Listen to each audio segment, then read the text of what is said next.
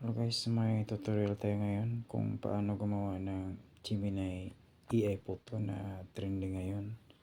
Sa hindi nakaalam, turuan ko kayo guys. Guys, ang una natin gawin guys pupunta lang tayo sa Google. Then type kayo ng Gemini guys, tapos may lalabas na Google Gemini. I-click nyo lang yan.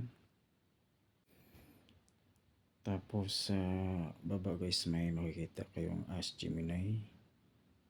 May plus dyan. I-click nyo lang yan guys. Tapos click nyo upload files. Sa baba may makikita kayong guys, photos and videos. Click nyo yan. Tapos mapunta kayo sa files nyo guys. Pili kayo ng picture na gusto nyo i-upload.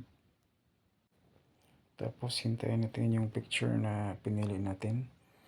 Tapos dito na natin ilagay yung guys, sabi nila na prompt link para magawa ni Gemini yung gusto natin.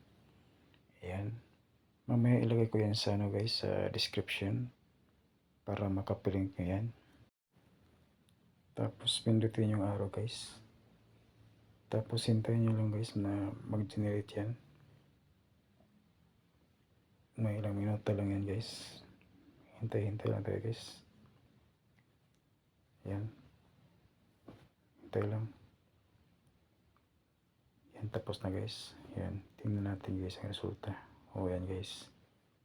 Yan ang resulta guys na in-upload natin na picture. Kaya sana magustuhan yung tutorial ko at na meron kayong natutunan. God bless you guys.